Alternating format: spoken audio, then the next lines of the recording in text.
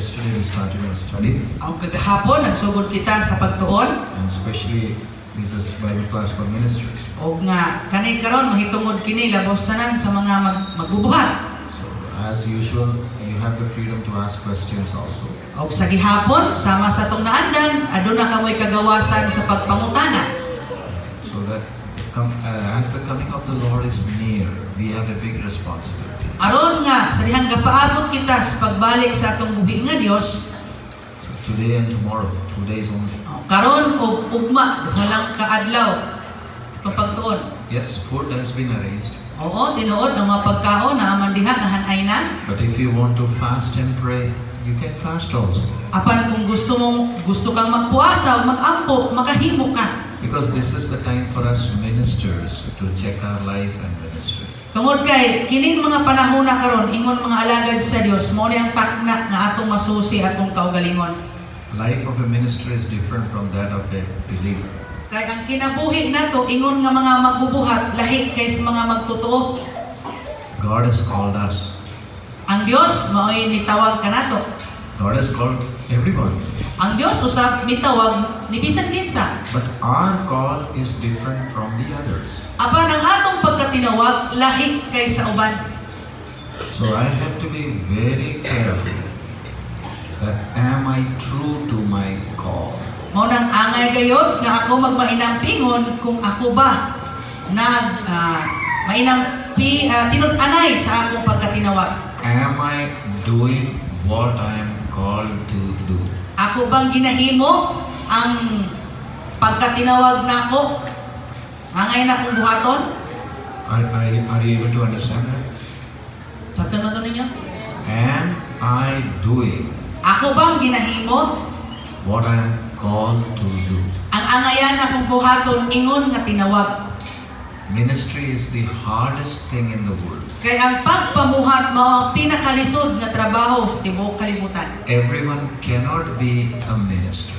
Dili tanan mahimong magbubuhat o alagad sa Dios. You cannot apply to become a minister. Di po ka pwedeng mo-apply aron ka mahimong alagad sa Dios. It is God who elects. Ang Dios lamang maoy mupili.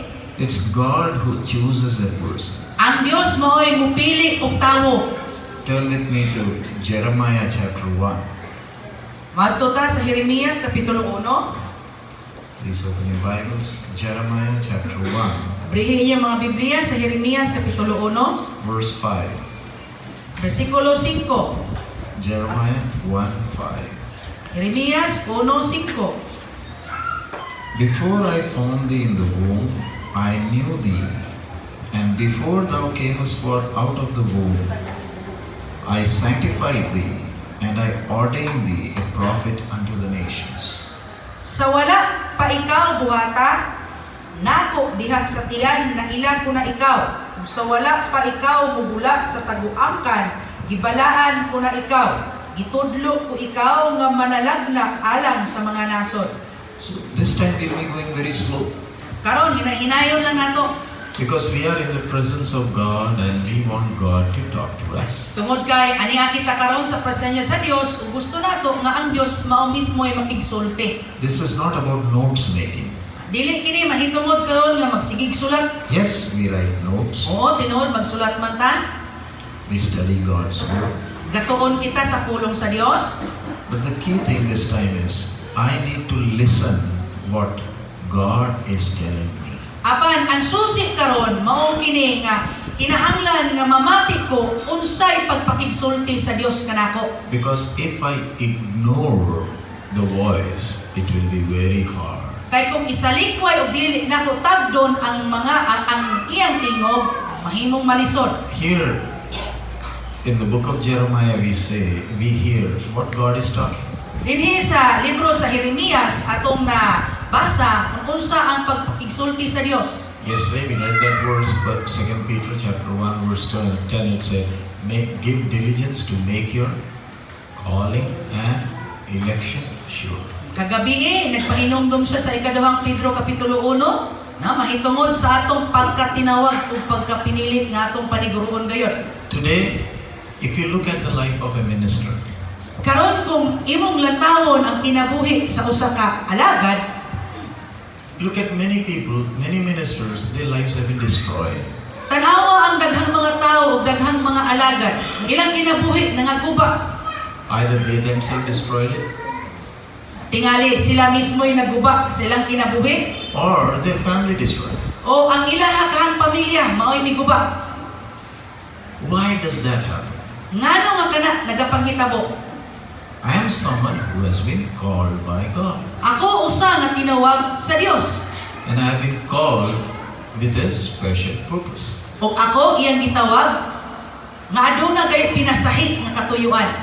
There was a time I was just a believer. O adunay panahon nga ako usa lamang ka magtotoo.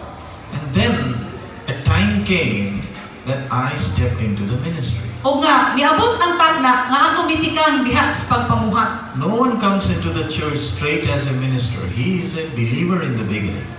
O wala sama ra gud siya kanang magtotoo gud sa sinugdanan. Now all of us ministers were seated here. Karon naa dinhi mga magbubuhat. There was a time we were simple believers. O naay bayay panahon nagsugod baya ta nga simple lang tang magtotoo.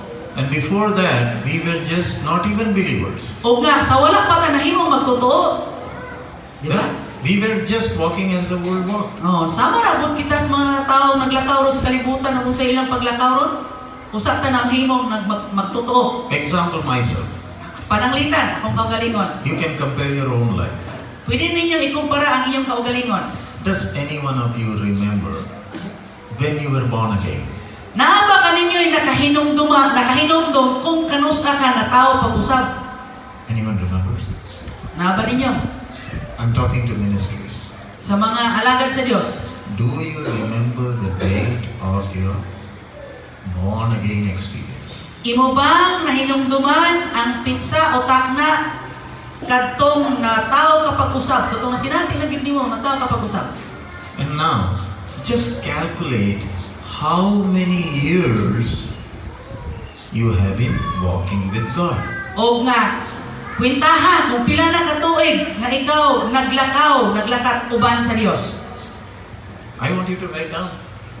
Sulat, gusto na ko magsulat mo. We are learning. Can you write down in the notebook the day you were born again? Isulat ninyo sa inyong mga notebook kadtong takna o pitsa nga natawong pag-usab. Take 2 minutes, write down. Duha ka minutos nga pagsulat. When was I born again? Kanus ka man po natawo pag-usab. This is not about ministry call. Dili ni mahitungod sa pagpamuhat. How old was I? How old was I? Pila naman kaha ko katuig. Number 1, can you write down your date of birth? Una, makahimo ba ka sa pagsulat sa adlaw mong natawhan? Number 1, your date of birth. O, number 1, adlaw sa natawhan. Number 2, Ikaduha, when you were born again. sa dihang nataw kapag usab.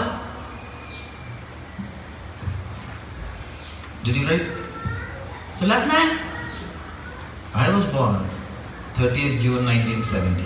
Ako nataw ni adtong bulana, tupiksaha, atong tuiga. Then when was I born again? I was born again 31st May 1982. Moto siya, natawo siya pag-usab Mayo 31. So that means how many years? 1982. How many years? When I was born again, when I was 12 years old. Dusi, ang iyang panuigon sa diyang na-born again siya, natawo siya og June 30, 1970. And now, when was I baptized in water? Kanus ama na bautismuhan ko sa tubig. Yeah, you can write. Don't remember? I was baptized on 2nd September 1984. Ako na bautismuhan sa tubig, ikaduhang adlaw sa September 1984. And don't write my date. Ayaw isulat iyaha, ang imuha, example lang to. You write your own date. Ang imuha ang kaugalingon. This I am giving you my example. You write your own. Akong ginahatag ang ako ang example. Pero ikaw, isulat ang imuha. When I was born, Kung sa diha, sa takna nga natawo ko, when I was baptized, born again, o nga natawo pag-usab, when I was baptized in water, nabautismuhan sa tubig, when I was baptized in the Holy Spirit, o nabautismuhan sa Espiritu Santo. I was baptized 27 August 1983. Nabautismuhan siya sa Espiritu 27 sa Agosto 1983. You can write 1, 2, 3, 4. Sulat na ninyo. If you don't remember, when I give you Mirinda break, say, think, these are, my Bible has these things. Una, nalagi siya dito no do. Kaya kung di na nimo mahinumduman unya inig break. And then, when did I come out for the ministry? Kanus aman ko mi tungha diha sa pagpamuha. I heard God's call. Akong nadungog ang tawag sa Dios 9th April 1989. ikasyam sa Abril 1989. So, I was born again when I was 12, Natao ko pag-usab sa panagtugon ako nga 12, baptized when I was 14. nabautismuhan sa tubig 14, I was baptized in the Holy Spirit when I was 13. nabautismuhan sa Espiritu 13 ang edad, And I got the call for the ministry when I was 18. nadawat na ko ang tawag sa Dios sa pagpamuhat, nagpanuigon kog 18. Next, when was hands laid on me? Kanus aman ko gitapiunan og mga kamot, Not ordination. dili tong giordinahan. When was the first time hands were laid on me? Kanus aman tong taknaa nga una kong gitapiunan og kamot. Do you understand the seriousness of hand laying? Imo bang nasabtan ang kaseryoso ni anang pagtapion og kamot? I'm not talking about ordination. Wala ko maghisgot mahitungod sa ordinasyon. When hands are laid by anointed men of God on your head, it is very serious. Sa dihang tapiunan ka og kamot sa mga dinihukan nga alagad sa Dios kana usa kana kabutang o pangitabo nga seryoso. Today there are three kind of ministers. Karon adunay tulo ka matang sa mga alagad o magbubuhat.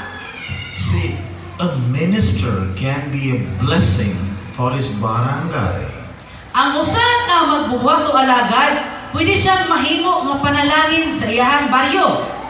The police know him. Ang pulis nakaila niya. The town knows him. Ug ang lungsod nakaila usab niya. And from the distance they can say, he is a man. Ug nga sa distansya niya makaingon sila siya gayud tinuod nga tawo. How do they know? Paano nila na mabalaan?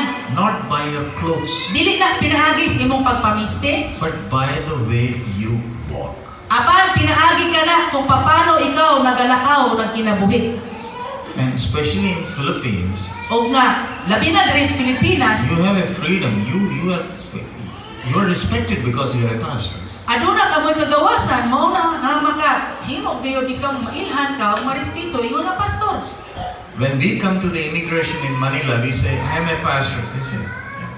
Sa dihan miadto mi dito sa immigration sa Manila, pag ingon ako nga pastor ko, ayun sila ako sige. Because that's a respectable job in Philippines. Tungod kay ka na, bitaw ka nang marespeto jud ka. Dawat kay na nila. But there was a time there was a lot of respect, but now that respect has gone. Kaniadto, respetado kayo, pero karon wala man. Now even your president doesn't respect the Catholic fathers. Karon gani bisan na nga tong presidente wa man gani respeto anang mga pares Katoliko. Why? Nga naman, Because he has personal experiences that has left pain in his heart that he doesn't respect fathers or cardinals anymore. tungod kay aduna man gud siya personal nga kasinatian nga hangtod karon nagpabilin ang kasakit sa iyang kasing-kasing nga mo hinungdan ani gud siya arang mo respeto ni anang mga kardinal o mga pare. You know about him. Kailangan mo niya. When he was a young man, he has gone through painful experiences and now he is the president. Kay sa dihang batan-on pa siya kaniadto, nakasinati man gyud siya usa ka sakit kay kasinatian. Nga di niya malimtan, nga karon presidente na siya. And does he know who has insulted him? Nakaila ba siya kinsa tong miinsulto kaniya? And does that person also know that? Ug nga katong tawhanan nasayod sad ko siya. Why I'm saying this? Nganong ako may ning ginasulti? That injury in his heart, he will carry to his deathbed. Kay katumanggod nga bali o sakit sa iyang kasing-kasing, iya gitong balunon hangtod sa iyang kamatayon. something that he has experienced when he was small. Panghitabo nga iyang nasinati sa dihang gamay pa siya, batanon pa siya.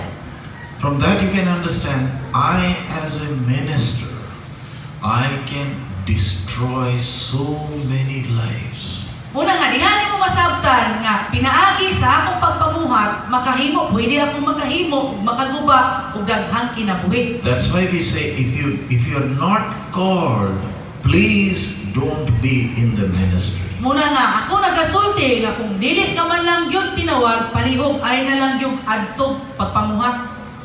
Because you will destroy yourself, you will destroy your family, you will destroy your generations. Tungod kay, ang imong kaugalingon, imong maguba, ang imong pamilya, o ang imong kaliwatan, maguba mo usab. Today we find three kind of ministries. Karon adunay tulo kamatang sa mga alagad o magbubuhat nga atong makitaan. Number one, Una, some who are called by God. kadtong tinawag yun sa Dios. Number two, Ikaduha, those who are called by people. kadtong tinawag sa tawo. Number three, Ikatulo, those who become ministers on their own. kadtong sa ilang kinaugalingon himo silang magbubuhat. So how many kind? Pila ka buok? Three. Tulo. Number one, Una, called by God. tinawag yun sa Dios. Number two, Ikaduha, called by organizations tinawag sa organisasyon o sa tawo, or people. o mga tawo. Number three, Ikatulo, who become ministers on their own. nahimo siyang magbubuhat sa iyang kinaugalingon lamang.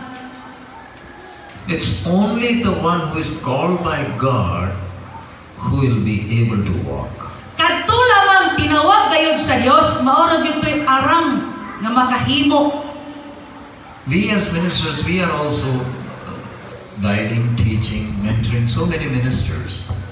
Kita ingon nga mga alagad o magbubuhat, kita nagatudlo, nagagiya, o nagatag mga trabaho. And we come across so many issues. O nga, daghan usab kita ma-encounter o masinati nga mga isyu.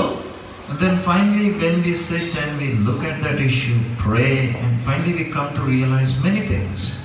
O nga, sa diha nga, kita maglingkod, mamalandong, mahitungod anang mga isyu, ampo ta, musangko ta nga, daghan kayo. Many churches have issues. Daghan po kayong mga isyu mahitungod sa kasimbahanan. Many ministers have issues. Mga alagad sa Dios, daghan po kayong mga isyu. And by God's grace, we travel around the globe and it is God's grace, God has given us the experience to deal with different issues. O nga, pinaagi sa grasya sa Dios, amo usab nga nahimo nga nahanay ang tanan ug nalatas ang mga maong isyu. But the major problem that we face is, Apan ang pinakadako nga problema nga among ginaatubang, we come across ministers, so-called ministers, who have been made ministers by people, not by God. mao kanay among mga nasinati nga daghan karon mga magbubuhat nga dili tinawag sa Dios, tinawag sa tawo, nga ingon nga sila mga alagad. What will you do to a person who has not been called by God? Unsa may imuhang angayang buhaton ni anang mga tawhana nga dili man gyud tinawag sa Dios? To give you an example, Hatagan ta kag pananglitan. this is my house. Kini halimbawa akong balay. I am the owner. Ako ang tagiya. I have some work to do. O na ako'y angayang buhaton. I call Renato, come and do this work. O akong gitawag si Renato, giingnan nga dali og trabahoan ang mga buluhaton. I had some painting work to do. Naay mga pagpintura diha. So I called a painter to do painting. Nanawag kog mamintura aron sa paghimo ni ana. So he knows he has been called. O siya nasayod nga siya gitawag. And he is doing it. O nga iyang ginahimo tong maong trabahoan. But there is another person there. Nga karon na mitungha. He is also doing something. Nga naabot siya himong lain. And I am asking him, who are you? O ako siya gipangutan, kinsa man ka? Who told you to do this? Kinsa may nagsugo nimong buhaton na nimo? No, I felt I should also do. Ako lang kung gibati nga akong trabaho na. I should also help you. Kinahanglan siya kung mutabang nimo. But sir, I didn't call you. Apan sir, ano ko magtawag nimo? This is not your house. Hindi man ang imong balay. You can't do what you want in my house. Hindi ka pwedeng makahimo sa gusto lang imong buhaton sa akong panimalay. If you want to do something, go and do in your own place. Kaya kung gusto ka mo trabaho dito sa imong kaugalingong lugar, Why are you working here? nganong diri magkakatrabaho? No, I decided on my own. Dili lang, ako lang mo nang ginagulingong kagustuhan. Can you get out? Gawas dito. There is another man. Nana po nitong hanglaing tao. From where did you come? Diin ka man gikan. Sister Milagros sent me. Si igsoon man gud nga Milagros nagpadala na ako. Who is Milagros here? Kisa man ang Milagrosa na. This is my house. Ako man ang balay. If you want to work, go and work in her house, not here. O gusto ka mo trabaho dito sa iyang balay, dili diri. Are you able to understand? Satan man ninyo. There is Renato, Naa si Renato. and there are two others. O naapoy duhang gibutho. I will take care of Renato, not the two others. Si Renato, ang atimanon, pero katong duha dili ko. You understand? What's the difference? Unsay kalahian? I call Renato. Akong gitawag si Renato. Rest two, Ang katong duhang nabilin, they are wasting their time. sayang-sayang lang silang oras. Today there are so many ministers wasting their time in the ministry. Karon daghang mga alagad nga nagasayang sa ilang mga oras. And they become headaches for the church. O kani sila maura bay labad diha sa labad sa ulo. And these two are working so that they can make some money. O kining duha gatrabaho nila ni sila aron makabaton og kwarta. Not only money, Dili lang kwarta. some want a good life, Gusto sa dili lang kwarta, gusto sa nila may kinabuhi. some are not good for anything outside, so they come here. No, dili man ko sila mapuslanon dito sa uban mo nang hingtongha dinhi. So when you look at the mission field today, there is a big crowd. Muna kung imong lantawon karon ang buluhaton daghan kayong tawo, daghan kayo nagdaso. And everyone is preaching. O nga ang tanan nagwali. Everyone says, I am a pastor. O ang tanan nagaingon nga pastor bila ko. Some says, I am a bishop. Nga ang ingon mo ingon po na ko bala, bisyat ko. Some call themselves apostles. O sila mismo gatawag silang kaugalingang mga apostoles. But very few who are chosen and called. Pero jutay ra gyud ang kadtong tinawag ug pinili.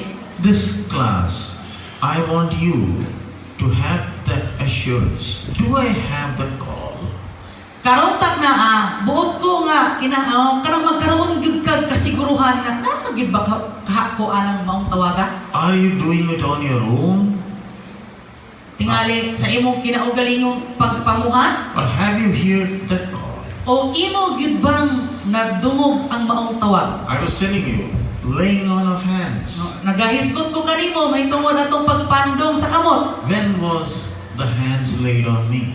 Kanus aman ako gipandungan og kamot. Next, when did I start ministering in that mission field?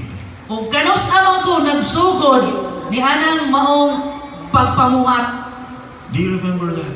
Mahinumduman pa ba to ninyo?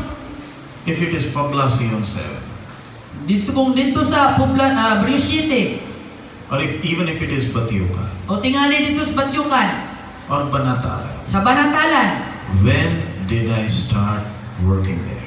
Kanus amang ko misugod sa pagpamuhat dito. Why I want you to write those dates? Ngano nga gusto na kong isulat nimo ng maong mga butangan. So that you can sit and calculate these many years. Aron sa ingon na sa imong paglingkod, imo bang makwintada kining maong gitaskon sa panuigon. Born again, so many years. Sa pagkatao pag-usab, taas ng panahon. Baptized, so many years. Pagbautismo sa tubig, o taas ng pong panahon. It's not about how many you baptized. The question is, when were you baptized? Dili na mahitungod kung pila ka bong imong nabautismuhan, kung dili kanus ka nabautismuhan.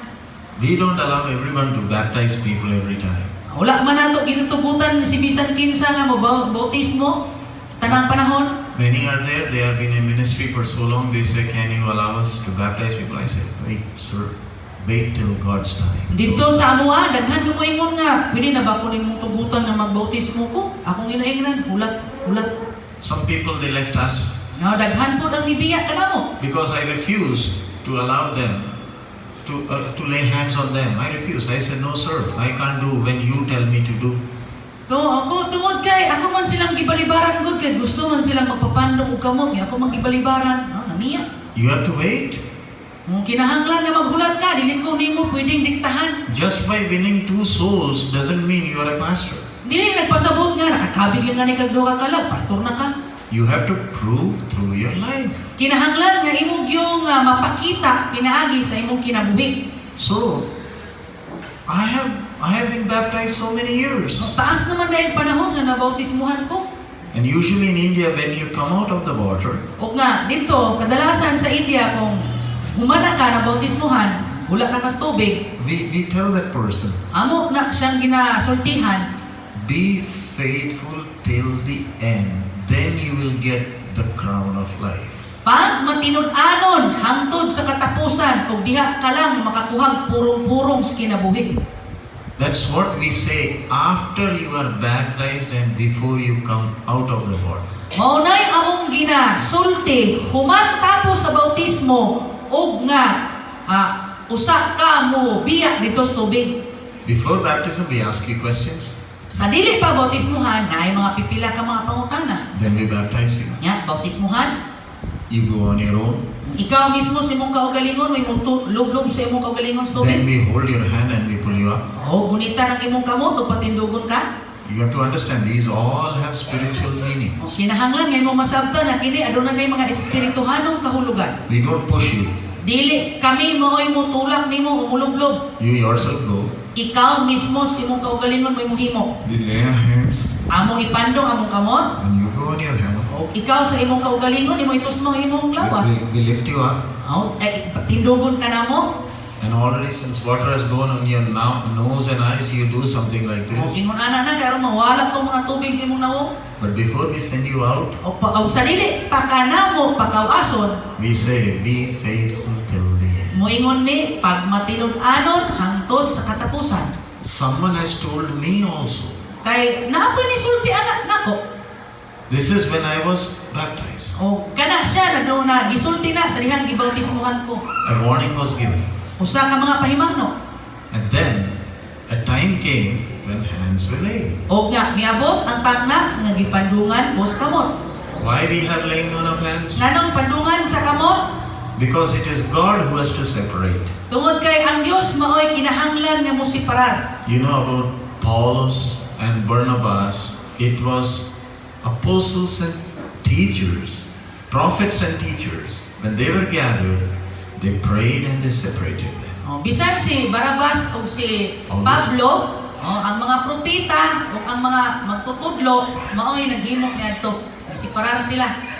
It's the Spirit of God that said, separate them for the ministry. Ang Espiritu sa Dios, mingon kanila nga kana sila, ilain na sila para sa pagpamuhat. So, if you are a minister, Kung ikaw magbubuhat, this morning I want you to understand, you are separated from the believers. gusto ko nga imong masabtan nga ikaw alagad sa Dios, nilain ka gikan sa mga magtotoo. Believers are separated from the world. Ang magtotoo, gilain sila gikan sa kalibutan. What do you mean by separated? Unsa may buot pasabot ka nang nilain? You cannot walk as the world walks. Dili na ka makahimo sa paglakaw pag kinabuhi sama sa pagkinabuhi sa mga tao sa kalibutan. There was a time you were a believer. Naay panahon na usa ka na himong alagad, magtotoo ka. That's when hands were laid Mao nang taknaa nga gitapiunan kag kamot and you were separated. o nga gilain ka. Separated from whom? Asa ka gilain? From whom? Not from the world. Dili sa kalibutan. You're already separated. Gilain naman ka. But now you're separated from whom? Diin ka, gilain ka, asa. From the believer. O diha sa mga magtotoo.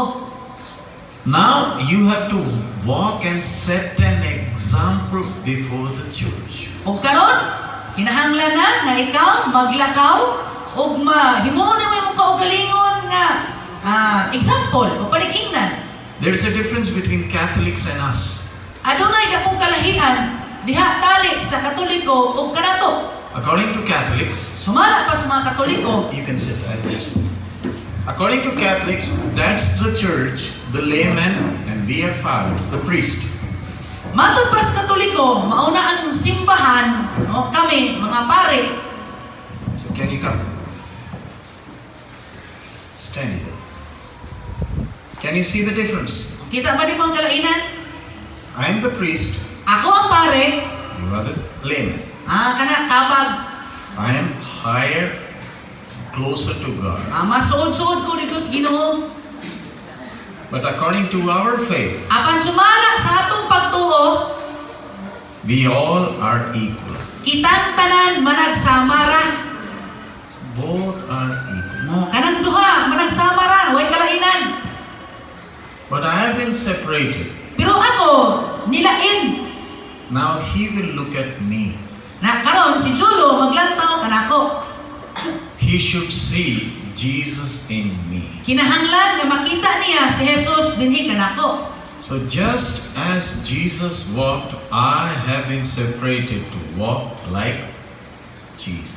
Ingon nga si Jesus naglakaw man, kinahanglan akong nilain maglakaw usab ako sama ni Jesus. Who is Jesus? Kinsa man si Jesus? You can stand. Stand face there. God. Dios, God himself. Dios mismo. He took the human form, Mikuha siya o kanang purmas tawo, came down, ni kanao, became like us, sama, nahimong sama kanako, and showed us how we have to walk. og nagpakita kung paano kita magkinabuhi.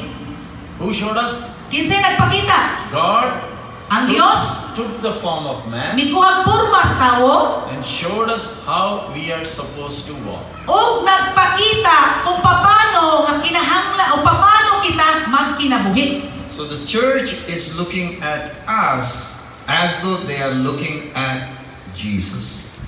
Ang iglesia nagalantaw kanato ingon nga nagalantaw kang Kristo. What I do, they will also do. Kay unsay akong trabaho o buhaton, ilasad ng buhaton. Does the church trust a pastor? Ang iglesia ba nagasalig sa pastor? Yes, no. They come to us with all their problems. Sila nagaadto, nagaduol kanato, dala ang ilang tanang problema. Why do they bring their problems to us? Nganong ilang man ang ginadala o ginasulti lang mga problema kanato? Because they trust us. Tungod kay misalig man gud sila nato. You understand? It's the trust between a minister and the church. Mahitungod na sa pagsalig tali sa mga katawhan o sa magbubuhat o alagad. Because they look at a minister as someone who will guide, who will mentor. Tungod kay nagalantaw man gud sila sa mga alagad nga makahimo sa pagtudlo o paggiya kanako. That's why when the ordination time comes, we sit with pastors, their family, and we have a talk. Mao na nga sa takna bitaw sa ordina, galingkod kami di sa pamilya o sa mga pastor ug naga istoryahanay. After separation, laying on of hands, there is a long walk, and later on you are ordained. Tapos nga malain, adunay pagpandong sa kamot, taas na pod nga mga pagproseso, nga pagtuman, ordina. What does ordination mean? Unsa may buot pasabot ni anang ordina? You have proved that you are called by God. Imog yung napamatud-an nga ikaw tinawag yun sa Dios. Ordination doesn't happen immediately. Ang ordinasyon dili na pwedeng himuon dayon diha-diha. In a minister's life, 3 important dates. Sa alang sa alagad sa Dios, kinahanglan hinumduman ning tulo ka importanteng mga takna. Number 1, Una, the call. ang pagtawag. Number 2, Ikaduha, separated. kanang pagkanilain. Number 3, Ikatulo, ordained. o kanang pag-ordina. 3 important dates in the life of a minister. Tulo ka importanteng mga butang sa kinabuhi sa alagad sa Dios. Do you understand? Inyo bang nasabtan? Number 1, Una, the day I was called. ang adlaw o takna nga ako gitawag. Number 2, Ikaduha, when I was separated in the church Sa dihang ato gilain gikan sa simbahan, by, iglesia. by laying on of hands. Pinaagis pagtapion sa kamot. Number 3, Ikatulo, when I was ordained. sa dihang ako giordinahan. What is ordination? Unsa man na buot pasabot sa pag-ordina? That you have proved that God has called. Nga imong yung napamatud-an nga ikaw tinuod yung tinawag sa Dios.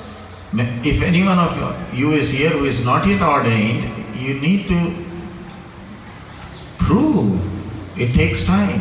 Kung naaman ninyo dinhi karon nga wa pa maordinahan, ang kinahanglan yun nga imong pamatud-an kana taas ng panahon. Today many go to Bible school, they learn some word and they get ordained immediately. Karon daghan kayong mosulod o mutungha sa Bible school nga mutuon sila ya pagkahuman kuha day ordinasyon. That's not ordination. Di na maoy ordinasyon. You are a minister of that Bible school.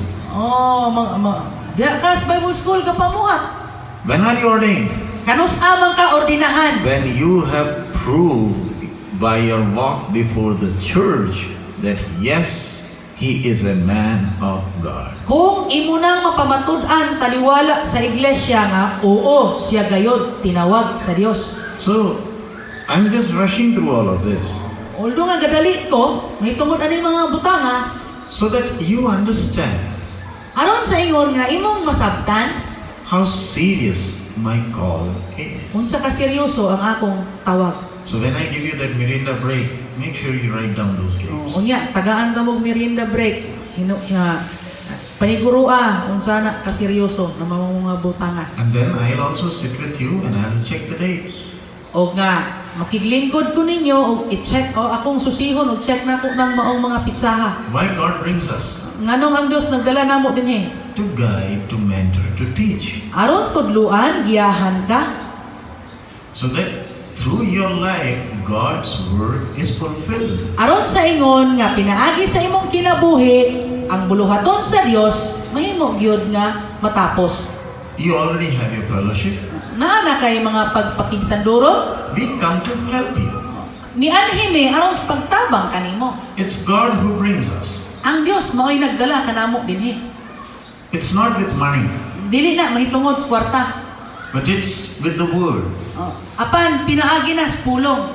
And I have already been telling you, I'm just a postman. If God gives me something, I'll just pass it on to you. Nagsulti na po daan ninyo nga gamay lang yata sa Ginoo.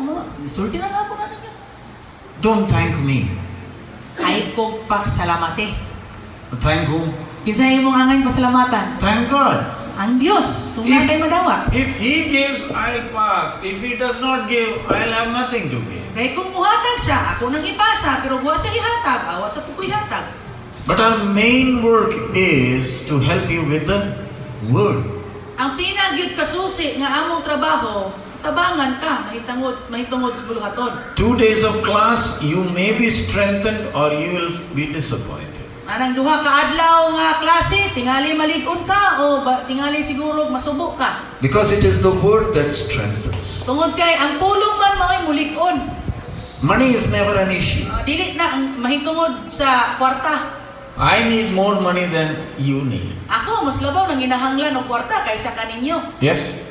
Tinuod ba? I need so much more. Daghan kay ko gikinahanglan kwarta. But till today, Apan hangtod karon, the Lord has been faithful. ang Dios nagmatinud-anon. And I don't have to worry at all. O nga wa ko'y angay kabalaan. But I have to just worry about one thing. I have to be always careful about one thing. Ano na lang kinahanglan gyud ko nga magmainang pingon sa lang kabutang. Stay true to my call. Magpabiling matinud-anon sa akong pagkatinawag.